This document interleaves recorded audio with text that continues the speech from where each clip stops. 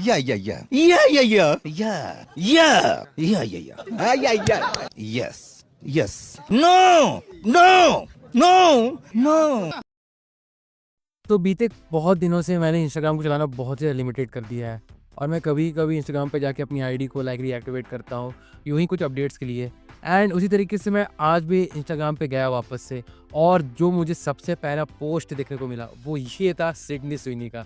और हाँ, मैं जानता हूँ कि कई लोग सिडनी स्विनी को जानते होंगे और कई लोग नहीं भी जानते होंगे, बट मेरा इस बारे में मेंशन करना क्यों इम्पोर्टेंट था या फिर आज का वीडियो किस टॉपिक पे है, वो सारी चीज़ें मैं आपको बताऊंगा आगे आगे, वो भी धीरे धीरे।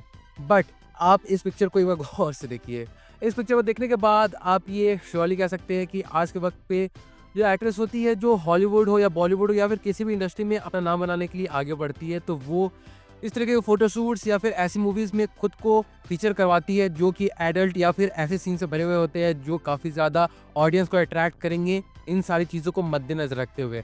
एंड आज के टाइम पे अगर हॉलीवुड में देखें तो कई सारी एक्ट्रेस इस चीज़ में आगे हैं, एंड खास करके सिडनी स्विनी, जिनके कई सारे ऐसे पोस्ट, कई सारे ऐसे पिक्चर्स इंस्टाग्राम, फेसबुक, यूट्यूब या फिर किसी भी सोशल मीडिया साइट पे रोटेट होते रहते हैं। एंड आज की जनरेशन तो हम जानते हैं कि बहुत ज़्यादा सिंप है ही। जब भी कोई नई एक्ट्रेस की एंट्री होती है तो वहाँ पर से जो सिंपिंग कल्चर है वो एक नई ऊंचाई पर जाने लगता है। बट ये कोई नया केस नहीं है, भले आज के वक्त पे जो सोशल मीडिया है वो बहुत ही ज़्यादा ट्रेंडिंग हो चुका है, एंड इस कारण के चलते हमें ये सारी चीज़ें देखने के लिए आज के टाइम पे बहुत ज़्यादा मिल रही है। बट इससे भी पहले कई सारी और एक्ट्रेस है जिन्होंने इन सारी चीज़ों से अपना करियर बनाया है, लेकिन लेटर जी हाँ, इससे कोई दिक्कत नहीं है। अगर वो जानती है कि इन सारी चीज़ों को कैपिटलाइज़ करके वो अपने करियर को बहुत अच्छी तरीके से बना सकती है तो उसमें कोई गलत बात नहीं है। लेकिन आगे चल के बाद में जब यही सारी एक्ट्रेस बाद में ये सारी चीज़ें बोलती है कि दी इंडस्ट्री हैव ओनली सेक्सुअलाइज्ड देम, तो वो चीज़ बहुत ही ज़्यादा हिपोक्रेट एंड अगेन बहुत ही ज़्यादा दोगलीपन वाली लगती है। लाइक एक वक्त ऐसा था कि स्कारलेट जोहानसन, जिन्होंने खास करके नोटेबल वर्क्स अगर हम उनके गिने जिन्हें मेजर पब्लिक जानती है, तो वो है मेजर एवेंजर्स मूवी में उनका फीचर होना।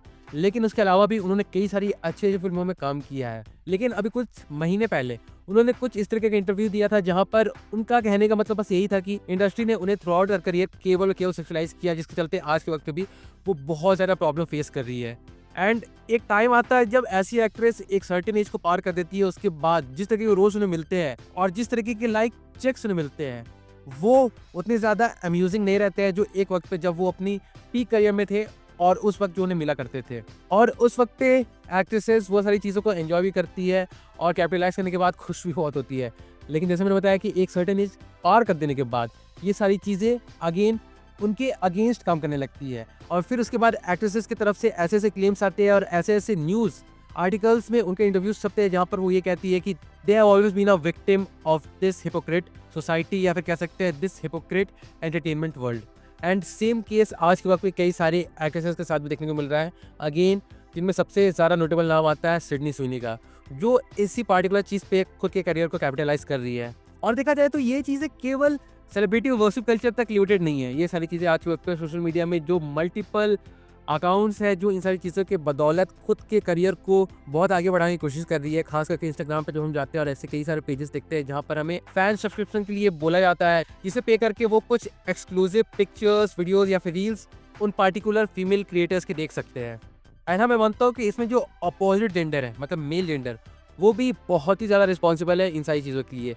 लेकिन ये चीज़ भी बोलना गलत नहीं होगा कि आज के टाइम पे जो फीमेल ऑडियंस है या फिर जो फीमेल कंटेंट क्रिएटर्स है वो जानती है कि मेल ऑडियंस किन सारी चीज़ों को केटर करेगी एंड किन सारी चीज़ों की डिमांड करेगी, एंड उससे ही मद्देनज़र रखते हुए वो अपने अकाउंट को उसी तरीके से क्रिएट करती है जो वैसे ऑडियंस को ज़्यादा से ज़्यादा अट्रैक्ट कर पाए। एंड लेटर मैं उसी वर्ड को रिपीट करूँगा, फीमेल कंटेंट क्रिएटर्स या कर सकते हैं फीमेल स्टार्स उस चीज़ को आगे चल के कैपिटलाइज कर पाए। और जैसा मैंने वीडियो को स्टार्टिंग में ही कहा था कि मुझे इस बात से कोई दिक्कत नहीं है, लेकिन दिक्कत अगर मुझे है सच में किसी बात से तो वो ये है कि लेकिन आगे चल के जब यही चीज़ उनके लिए काम नहीं आने लगती है, जब वो एक सर्टेन एज ग्रुप को पार करती है, तो उसके बाद से वो विक्टिम बन जाती है, सोसाइटी अब्यूज़र बन जाती है। लाइक आपको तो याद होगा कि एक बहुत ही ज़्यादा हाईलाइटेड न्यूज़ लाइक पिछले साल मुझे लगता है आउट हुई थी, जहाँ पर एक अमेरिकन या फिर मुझे उस पार्टिकुलर फीमेल कंटेंट क्रिएटर भी कह सकते हैं, उसकी सिटीजनशिप तो याद नहीं है, बट उन्होंने खुद की लाइक वर्जिनिटी को कई सारे $1 मिलियन के लिए एक बड़े हॉलीवुड सुपरस्टार को बेच दिया था, जिस हॉलीवुड सुपरस्टार का नाम आज तक आउट नहीं हुआ है। बट जब इस चीज़ के लिए उस फीमेल से पूछा गया था कि वो अपनी इस डिसीजन से कितनी खुश है, तो उन्होंने बताया था कि I am really very happy, क्योंकि आज के वक्त पे जो जेनजी है या फिर यंगर ऑडियंस होती है वो बेमतलब की अपनी वर्सिटी यूँ यूज़ कर देती है, and she has made a huge money out of it, then it's a great deal for her. मतलब देखा जाए तो ये सारी चीज़ें आज के वक्त पे बहुत ज़्यादा कॉमन हो चुकी है, एंड अगर कोई इन सारी चीज़ों को कॉल आउट करता है तो वो अगेन एक कंजर्वेटिव माइंडसेट का बतला दिया जाता है। एंड मेरे ओपिनियन या फिर कोई भी एक ऐसा इंसान जो ऐसा कोई ओपिनियन देता है, उसे ऐसी भी कई सारी बातें सुनने को मिलती है कि वो उन फीमेल कंटेंट क्रिएटर्स की पर्सनल लाइफ है, फीमेल स्टार्स की पर्सनल लाइफ है, वो क्या करना चाहती है अपनी ज़िंदगी के साथ, we are not here to decide it. वो जो करना चाहती है वो कर सकती है, इट्स अ फ्री वर्ल्ड। तो हाँ, मैं भी इस बात से डिसएग्री नहीं करता हूँ, मैं कंप्लीटली एग्री करता हूँ। लेकिन जैसा मैंने इस वीडियो में बार रिपीट किया है कि मेरा जो ओपिनियन है वो बस इसी बात पे है कि आगे चल के जब यही सारी एक्ट्रेसेस सोसाइटी को एक एब्यूज़र बताने लगती है, जब वो अपनी एक सर्टेन एज ग्रुप को पार कर देती है, एंड उसके बाद जब वापस से ऑडियंस उन्हें केटर नहीं करती है, उनकी तरफ ज़्यादा अटेंशन नहीं देती है, then all of a sudden we turn out to be a victim. And जैसा मैंने कहा, ये सारी चीज़ें बहुत ही अपर लेवल से शुरू होती है और होते होते होते होते बहुत ज़्यादा लो लेवल तक चल जाती है। जहाँ पर अपर लेवल की बात करें तो कई सारी फीमेल एक्ट्रेसेस जो हॉलीवुड, बॉलीवुड या फिर सर्टेन अदर फिल्म इंडस्ट्री से बिलोंग करती है, फिर नीचे चल चल के वो यूट्यूब के कई सारे कंटेंट क्रिएटर्स, इंस्टाग्राम के कई सारे कंटेंट क्रिएटर्स, फेसबुक के कई सारे कंटेंट क्रिएटर्स एंड कई सारे और सोशल मीडिया के कंटेंट क्रिएटर्स तक पहुंचती है। एंड ये बात तो बहुत सही बोली गई है कि आज के वक्त पे क्रिएटिविटी मैटर नहीं करती है, चाहे वो किसी भी फील्ड में क्यों ना हो।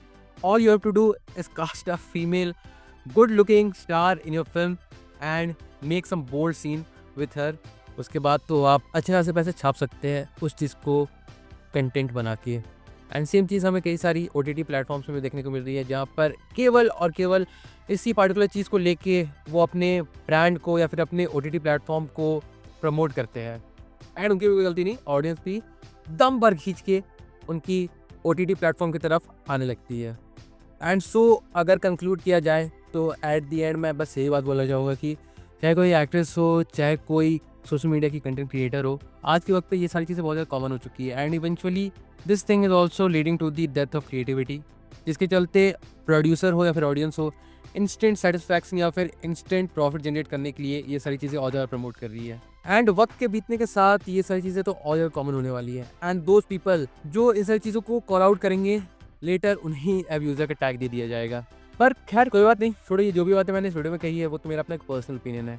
अगर इस बारे में आप भी कुछ सोचते हो या फिर आप भी कई सारे सोशल मीडिया प्लेटफॉर्म्स पे हो एंड आप भी ऐसी कई सारी चीज़ों के इर्द गिर्द आते रहते हो, तो आपका क्या ओपिनियन बना इन सारी चीज़ों को लेके, आप कमेंट करके ज़रूर से बताना। मैं डेफिनेटली जानना चाहूँगा कि इस पार्टिकुलर टॉपिक पे आपके व्यूज़ किस तरीके के हैं। So do drop your views in the comment section.